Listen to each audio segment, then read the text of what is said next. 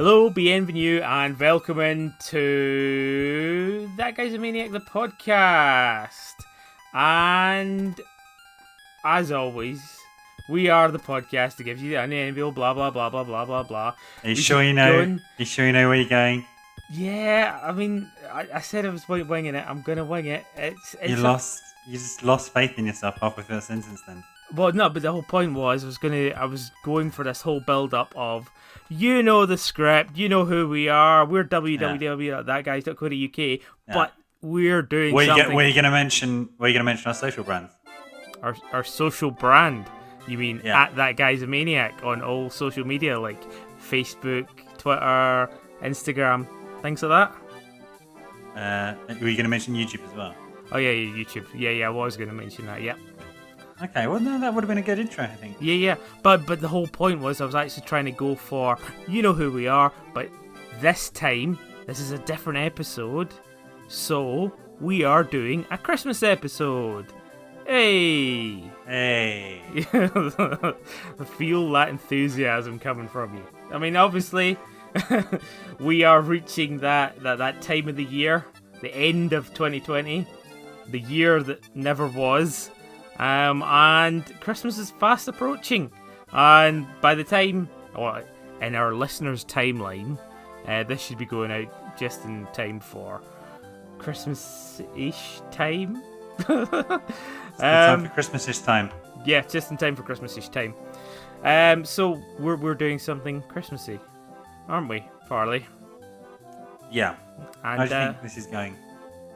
I think this. I think. In general, I need to spend a little bit more time thinking about the intros rather than. But I guess if we have like some sleigh bells in the background, it will kind of make it more Christmassy, right? Well, yeah, I think my plan is actually to see if I can get a hold of that classic Commodore 64 game, Snowball Sunday, and just get that music on repeat in the background. Well, you're already listening to it. Yeah. Who knows? Maybe you are, maybe you're not. Maybe I couldn't find it. Maybe you've got fucking a Christmas MIDI. You know, some sort of shit you used to get on like a GeoCities site that had snow falling down and ads popping everywhere. You know? And flashing green and red sort of lights along the top. Yeah, I know what you mean. Yeah. So, the Yuletide is fully gay by now. Yeah. And we are, I don't know, eating figgy pudding and basically at a point where we really hate all of our family. Not that we'll be seeing them this year. Oh, no, of course. Unless you have a bubble with them. But of course, you wouldn't have a bubble with your family, would you? No. Personal bubble. That's the bubble. Oh, brilliant. Let's let everybody into a fucking 20-year-old in joke. Anyway, Christmas. Yes. I'm Kunzi11. How do we bring you this Christmas content? No one cares who you are. I'm Richie. This podcast is sponsored by the Nakatomi Corporation, which is a Japanese mega corporation. That's it. We don't know what they do. They don't really go into it in the films. Thanks. Nakatomi Corporation. Thank you, Nakatomi Corporation. Your Japanese mega corporation needs. Right, yeah, thank you for that and for allowing our listeners to get such great content from us. I don't know why there's such a long content now. But, you know, infinite, oh, for fuck's sake. Just really struggling and tripping over the words. Have a mince pie. Fucking down half a bottle of whiskey. Yeah. Cool. Eat some orange matchsticks and some spicy Twiglets. I always find Twiglets quite seasonal. Yeah, me too. Yeah. Cool. Right, this is quality fucking listener content. And today we're bringing you a show talking about our favourite Christmas snacks. Right. Okay, so what are we doing today, Farley? What is our plan? What is our what is making our show a Christmassy one? Well, originally, I think we're both quite anti-Christmas. Not anti-Christmas, but it's a Christmas episode, much like we do a Halloween episode. But then the spirit of Father Christmas touched us in our hearts, and we decided to go for a favourite British Christmas tale. Yes, that classic Dickensian tale. Yeah. So imagine, if you will, listener, you gathered around a crackling fire, bathed in the glow of fairy lights on the Christmas tree, or the Hanukkah candle thing, or the other festive things which glow. Yeah, non-denominational lights. The LEDs under your kitchen counter, or anything. Yes, absolutely. And then bring in a warm tray of hot cocoa and gather around Father Richie. Father Richie. Yeah. Okay. Who's going to regale us with this classic Christmas tale to hopefully get you in the Christmas mood. Okay. And of course, between each stanza and verse, we're going to be regaled with some questions and quiz-like Christmas shenanigans, as I'm sure many of you will be dreading that inevitable Zoom quiz that's going to happen with your family when you try to make Trivial Pursuit work over the internet this Christmas. But for funds, we have Farley's lovely Christmas quiz. But and the stakes are high. If you get the majority of these questions right, you might be pronounced the King of Christmas. The King of Christmas. Yeah. Nice. We all know. Can we regale me with? Why are we saying regale? Can you regale me with my title, with my current titles? I do have a double crown. Okay. Yeah, the double crown, but you didn't. No, right. Let's not get into this. King of Halloween, King of Resident Evil. There was definitely a King of Pokemon at some point as well. That one as well, triple crown. You were not triple crown. If you get less than half of these questions right, I become Queen of Christmas. You become Queen of Christmas. So one win then. Cool. Yeah. Fantastic. Okay. So, brush your stockings off and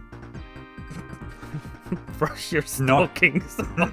Nosh on a candy cane. And yeah. Oh, that sort of Christmassy. Polish your Christmas pudding. Polish your Christmas pudding. I dig that one. I think that's what we're going to name this episode, actually. Polish your Christmas pudding.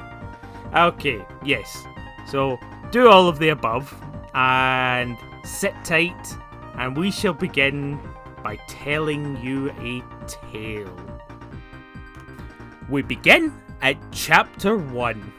Arrival at Nakatomi Plaza. 'Twas the night before Christmas, and all through the plaza not a creature was stirring, not even an iguana, which is entirely untrue and completely for Christmas rhyme play, as in fact at Nakatomi there was a massive Christmas party. McLean dashed onwards, foreshadowing his failing marriage all the while, when up pulled a limo, blaring out Christmas in Hollis and our new friend Argyle. He arrived at the party, filled with frolic, imbibing, and Christmas balloons, and unknowingly, in also walked Gruber, along with his goons. And that is our start. The arrival at Nakatomi Plaza. Very nice. Yes. Very nice. And I like the concept of Christmas balloons. Yeah. Balloons and goons. It's good. And also fantastic for a single take piece of work as well. Yes, seamless. We can't make a single mistake. So, children, gathered around, following that festive poetry, You little cunty I have fucks. I have a question for Father Richie. Which of these PlayStation games sold the most copies? Your options are Tomb Raider Chronicles, Die Hard Trilogy, Namco Museum Volume 3, and Harry Potter and the Philosopher's Stone. Which of those games sold the most copies, Father Richie? Well, now, since this is a Christmas episode, I think you're going down a little Christmas theme. And we all know that the most Christmassy sort of film around this time of year, or very, very Christmassy, would definitely be the Harry Potter one. So I think you're going for the Harry Potter game. Okay. Yeah, That's what your heart's telling you? Yeah, I think I'm going to detect a theme. You're going for that Christmas theme. Okay. Well, I wasn't. But your deduction has paid off. So, Tomb Raider Chronicles sold the least with 1.4 million copies. Then Die Hard Trilogy with 2 million copies, not too bad. The Namco Museum Volume 3 with 2.3 million copies. And then Harry Potter and the Philosopher's Stone, the Sony PlayStation, 8 million copies. Fucking hell. Wow, there you go. Yeah. I got one right. So you got one. I think that's like the first question I've got right in the entirety of this podcast. Yeah. And you're on track to become King of Christmas. On track to become King of Christmas. Okay. So, shall we press on with Chapter 2? Yes. Okay. Chapter the 2nd. Gruber takes over. Bang, crash and explosions as the party is brought to a stop. The terrorists break onto the scene while in the background slips away our cop. Revelations as the group make known their plots so nefarious, stealing unmarked bonds and killing nice CEOs, which is less than hilarious. As Gruber takes over. So, Farley, quiz number 2. I'm impressed with your wordplay, and you've really challenged yourself. Some of the hardest rhymes and words to say. I do struggle. What's the word I always struggle with? Unenvious. Unenvious? Unenviable. Envious. Unenviable. Yeah. Fucking hell. Nefarious. Yeah. Okay, cool. Right. So, next question. To reflect the the Gruber trouble, your next question is about which one of these PlayStation games was scored the highest by IGN on release? Is it Alien Trilogy for the PlayStation, Die Hard Trilogy for the PlayStation, or Mortal Kombat Trilogy for the PlayStation? We do like our trilogies, don't we? We do.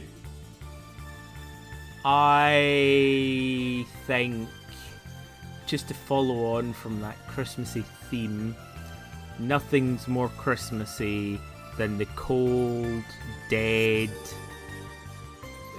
cold of space. So I'm going to say Alien Trilogy. Alien Trilogy. So starting from bottom, Mortal Kombat Trilogy, which we've talked about a number of times on this podcast. Yeah, it's awful. Yeah, 6 out of 10, which is basically an IGN 3 out of 10. Die Hard Trilogy, 7.5. And then Alien Trilogy, a solid 8. Nice. Correct. It's your second Christmas point. Oh man, I can almost feel that long cap on my head. Fucking King of Christmas, man.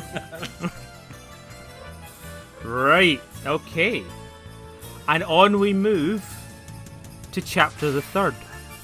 Sergeant Powell hits the scene. While stealing away, our cop makes a call to turn on the fire alarm and beckon police protocol. Up drives our hero with many a donut in his bowl. Our kid-killing sidekick, Sergeant Powell. And that's it. Farley, you're up. I like your attention to detail in this poetry. Well, you truly captured Sergeant Powell's tragedy there by rhyming it. With Bow. With Bow. Which video game for the PlayStation is this the European article number? 354643001006. You know, I can give you options if you want. I wouldn't mind some options. I don't really keep those numbers at the forefront of my memory or anything like that. Well, I didn't know if you wanted to style it out for Christmas. Yeah, I didn't realise it was stabilizers on quiz, Richie. Go. Yeah, I mean, I'm only talking about PlayStation games, so probably guess.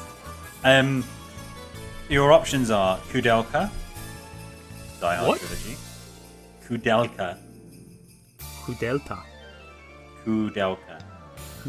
Okay, fair enough. Came on 4 discs. Okay. RPG set in Wales. Very good. Die Hard Trilogy. Nightmare Creatures. Another very good game. Or Battle Arena to Shinden 2. Came on 1 disc. Yeah. Do you want that number again? Yeah, if you don't mind.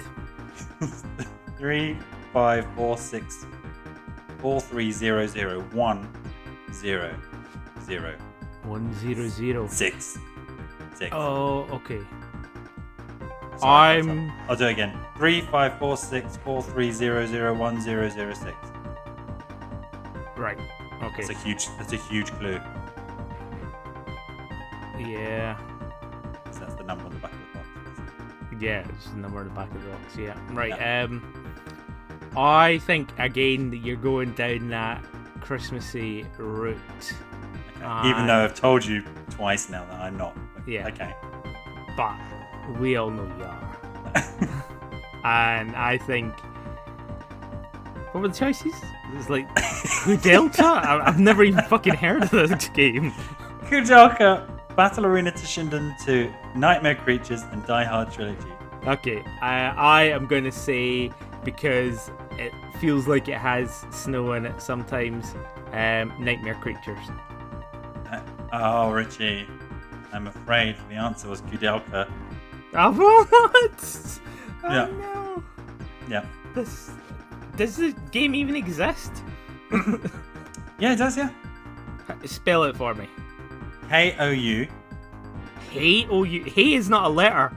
K, dude. K. K. Okay.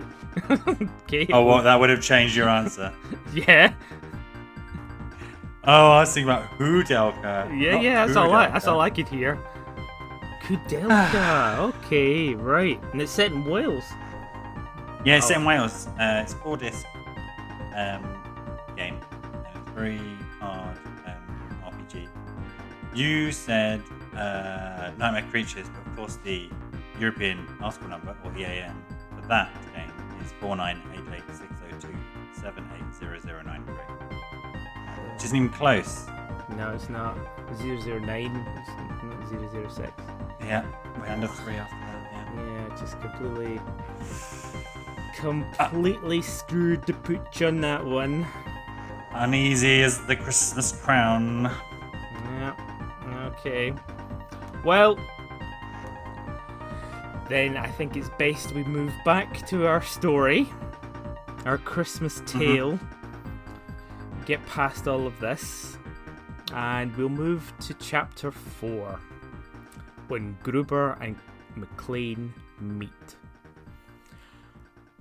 Up on the roof, filled with deceit, at last our 2 title characters finally meet. With inquisitive questions, the 2 they did posture. But did our hero McLean know that Bill Clay was an imposter?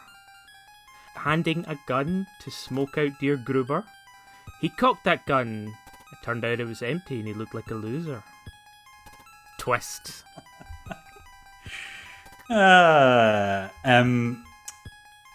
Question number 4. Which fictional character from Die Hard is the only one who could have played Die Hard trilogy on the PlayStation in their home country on release in 1996? Is it Bill Clay? Is it Hans Gruber? Is it John McClane?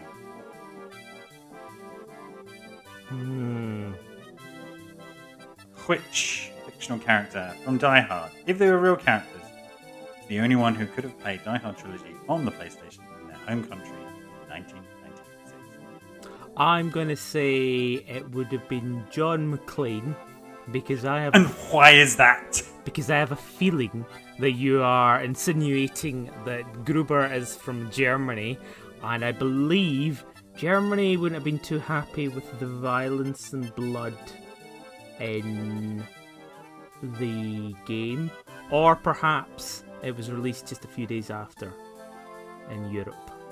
And what about Bill Clay? Bill Clay.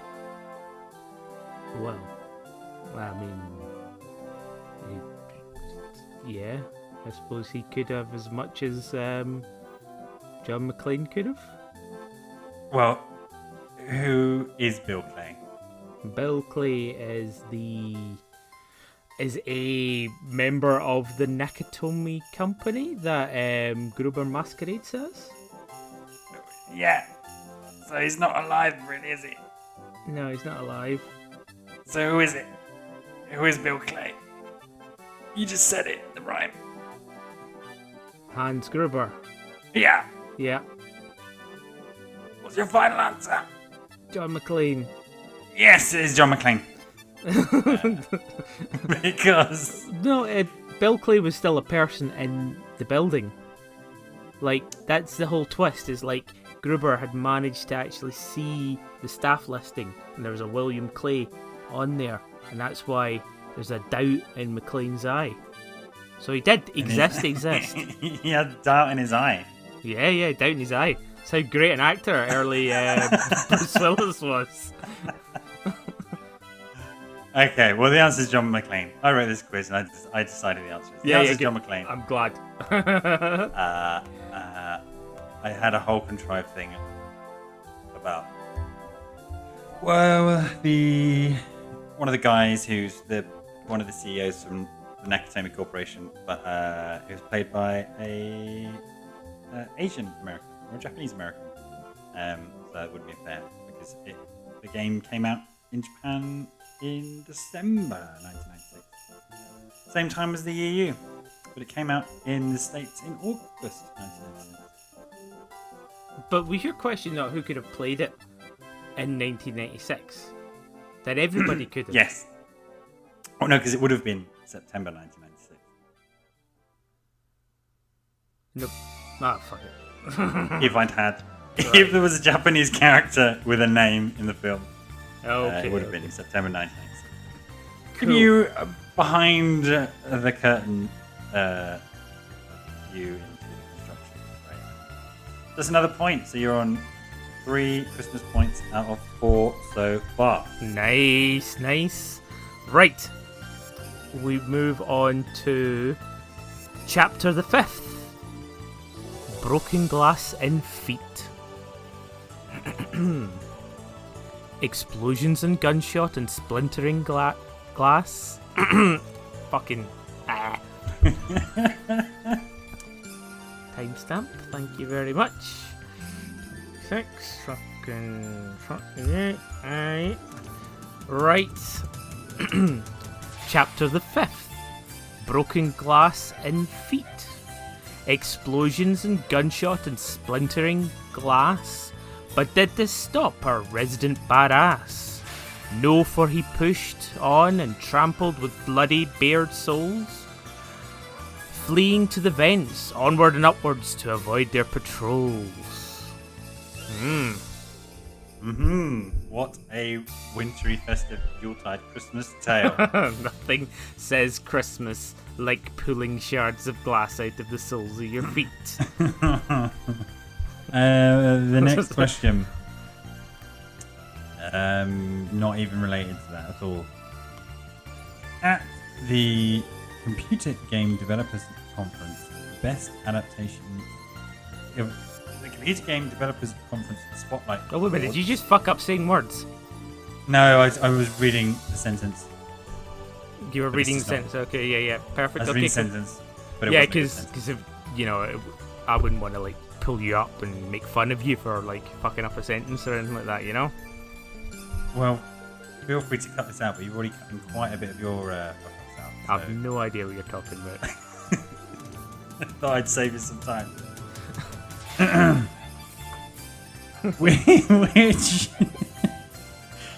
Which of these games won the Computer Game Developers Conference Spotlight Award for Best Adaptation of Linear Media?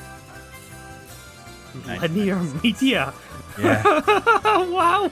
Okay, that was a very stretched title. Okay, go on. Right, tell me, what are the options? The nominees are getting your flashbacks. The nominees are Alien Trilogy,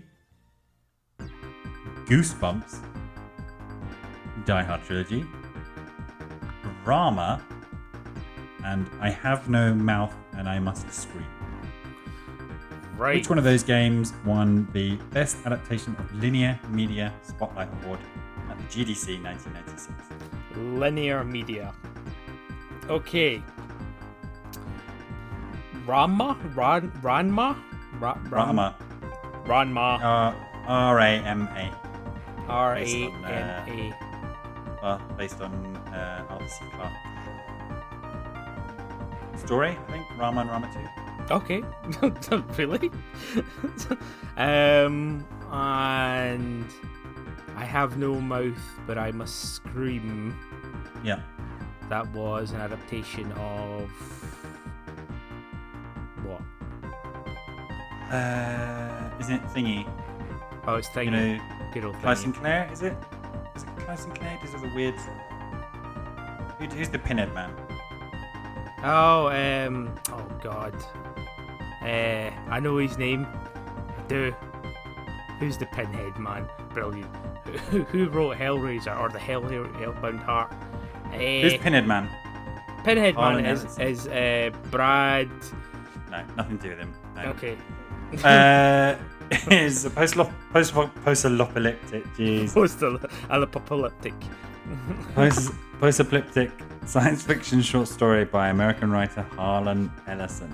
Yeah, nothing to do with Hellraiser, boy. Yeah, Cool. but it has the same aesthetic. Okay. And I've never heard of Alien Trilogy. What the hell's that? And Goosebumps. Goosebumps. That's the Jack Black thing, yeah? Yeah, weirdly we mentioned it Yeah. before. And then, of course, DHT. Yeah. I'm going to say I Have No Mouth, But I Must Scream. It is I Have No Mouth and I Must Scream. Ooh. How did you get that? Cheeky. I've genuinely no idea. Because I know these things. God, Farley, fucking hell. I follow GDC very, very, closely. What award did it win then? Something about being linear. Yeah, nailed it. That's what it says. That's what's printed on the trophy. Something about being linear. Computer Game Developers Conference 1996.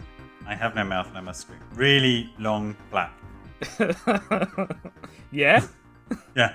Spotlight Cool. Award. Brilliant. Fantastic. Well, there we go. We can move on. You're 1 point away from being King of Christmas. I think I got 4. Oh, no, you are King of Christmas. All right. I'm King Christmas. I End can the post- already end the podcast feel that long cap on my head. Let's end the My- podcast then.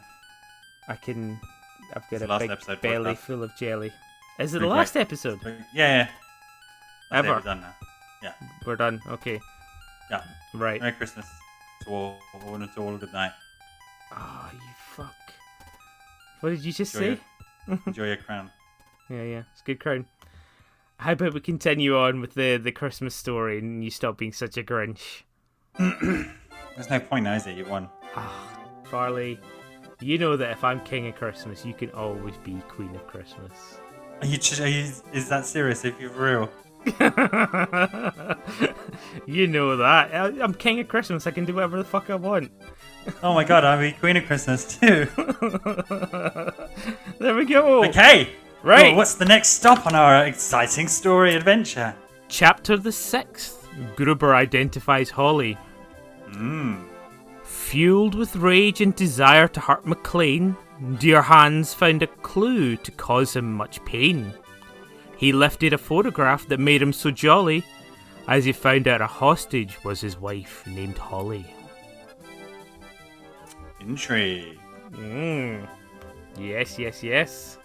For Right. your next question, you're just playing for style points now. Style Christmas points. Yeah. So I got my long cap. I can gain the belly full of jelly and maybe some boots as well or something. Go on. Which of the following video games does not credit Samuel L. Jackson? Afro Samurai, GTA San Andreas Special Edition, Lego Marvel Avengers, and Die Hard Trilogy. Which Right. video game does not credit Samuel L. Jackson? Right, give me them back in order because we're going to talk through these and I'm going to explain to you exactly what happened here because I know this answer. Pro Samurai. So, yes, he was credited in that one. That was Samuel L. Jackson's creation and also he was the main voice on that one. Easy, let's move on. Next. Grand Theft Auto San Andreas Special Edition. So, yes, he was definitely in that one. He was the bent cop. I forget what his name was actually. I want to say Officer Jackson, but definitely wasn't Officer Jackson. Yeah, okay, definitely was in that one. Next. Lego Marvel Avengers. Yes, they're going to have credited them because they credited everyone because they just lifted sound clips from the movies. So jarring, hated it. Yeah, that was bad. They should have just stuck with silence. Or Yeah, just straight up silence. The sound of Lego bricks. Yeah, just Why did they empty even sound. fucking bother with an audio team, you know? just this empty sound of clacking bricks. And the last one is DHT. And he's not credited in DHT because it was someone else who did the voice for Samuel L. Jackson's character in the Die Hard with a Vengeance driving around the city thing. Yeah. Yeah. Well, he did quite a good job. Yeah. I just remember him just screaming, "Are you aiming for those people?" I also, Over and over again. I think you actually told me this answer. Okay. Yeah, like we were talking about Die Hard Trilogy in one of our episodes. Listeners, you can check out our previous episodes. It might have been 96s. Yeah, the 96, and I think you actually told me that fact. Did you know that it wasn't Samuel L. Jackson that did that voice? So, I paid attention. See, sometimes I do pay attention, Farley. I didn't know that fact though. You I didn't? think I did. I think I did mention. Well, who knows? Go back and listen. There we go. Christmas mystery. But congratulations, you racked up another point. You've got 5. 1, 2, Yeah, belly full of 5 jelly. Out of 6, 5 out of 6 Christmas points. You must be gutted you missed that easy one. I can't even remember what it was. 3, 5, 4, 6, 4, 3, 0, 0, 1, 0, 0, Oh, 6. man. I mean, I'll remember it now, of course. You'll never get that wrong again. Yeah. Right. And we Okay. move on to our final chapter.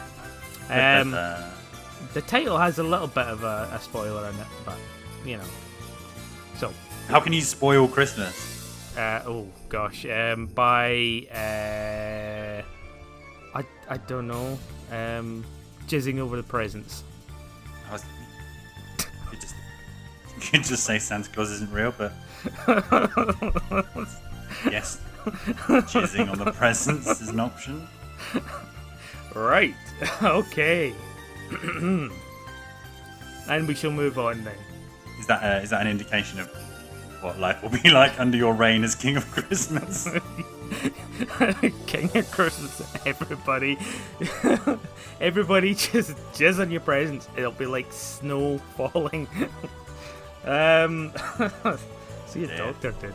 That's a dark future under the new monarch of Christmas. And I'm especially worried as his queen. Quite right. Right, come on, let me do this last one. Right. Okay. Chapter the 7th. Gruber falls to his death. Oh yeah, that's spoilers here, right? Yeah, pretty much. Through all of our adventures and terrorist hijacks, our tale it comes to its epic climax. Hung by a watch, leaving him vexed, McLean unclipped the strap of that fateful Rolex. And to his death, Gruber did fall, and to all a good night, and a Merry Christmas to all. That was it, if you didn't get that. Yeah. Okay. Well, no, it's fine. It was a foreshadowing. It was good. Yeah. Chekhov's Christmas wish. Your final question. Right. For a maximum possible 6 out of 7 Christmas points. Which light gun game is not compatible with Namco's GunCon, also known as the G-Con 45? Is it Die Hard Trilogy, Die Hard Trilogy 2 Viva Las Vegas, Gun Barre Game Tengoku 2, that's one game, or Rescue Shot? Which light gun game is not compatible with Namco's GunCon? You know the GunCon? Yeah. Yeah. Is that the one that came with Die Hard Trilogy? I don't think it came with a gun, did it? I feel like it did. Are you Googling away as we speak now? No. Oh, okay. I'm just saying it. Alright, so my options are Die Hard Trilogy, Yes. Die Hard Trilogy 2, Viva Las Vegas. Yes. an obscure Japanese one. Probably Gun Barre Game Tengoku 2. Yeah. Yes. And what was the last one? Fallout? Rescue Shot. Rescue Shot. Okay. I think you are going down the Dark path. Path I can't follow. To Route 66 or something. No, I'm gonna say it's the Gun Tengoku 2. Gun Barre Game Tengoku 2. Yes. I'm afraid it was Die Hard Trilogy because that's a Christmassy game and this is a Christmas quiz. Die Hard's not very Christmassy though. What are you on about? I mean, let's not get into this. It's just subtext. It's what's the word? There's snow. There's skidoos. There's no snow. There's tinsel. There is some tinsel, yeah. It's Christmas. There is snow. There's no snow. There's snow. There's no snow. It's fucking Die LA. In There is Die no Hard 2. Die Hard 2, maybe. Yeah.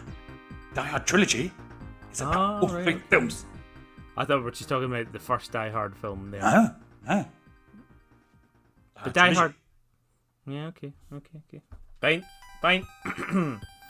We're good. I themed all the answers to this quiz around Christmas. I can't believe you didn't get that. Right, well. So the grand total is 5 out of 7 Christmas points. And here he is, our new king of Christmas. Expect some sticky presents. Father Richie. I promise to be a firm but fair ruler. I'll make sure that everybody has to lick candy canes. Good stuff. Yeah. That's my first decree. Everyone must lick candy canes. Yes. Oh, no. No, what do we need to do? We need to, what is it? Polish your Christmas puddings. Polish your puddings? Yeah, polish your Christmas puddings. Yeah, decree number 2. Polish your Christmas puddings. Yeah. Are we going to end on some sentimental, it's been a tough year Christmas message, or are we just going to do with it ending? I mean, anybody at any point just turn on a TV channel and there will be some sentimental stuff. I mean, I think we do need to end it on a light note as well, because you did say something that might have upset a few of our listeners there. You know what you said. That this was going to be the last poddy ever. Well, you did ruin the quiz. How did I ruin the quiz? By getting answers right. Yeah. Oh, what a prick. You knew there were 7 questions. You should have thrown the answers and then got 4 and scraped it through. There would have been tension and drama, but no. It's a bloody run to be the king of Christmas, didn't you? And then the rest was just all the hours I spent. That guy's a merry maniac. Why'd he bite me?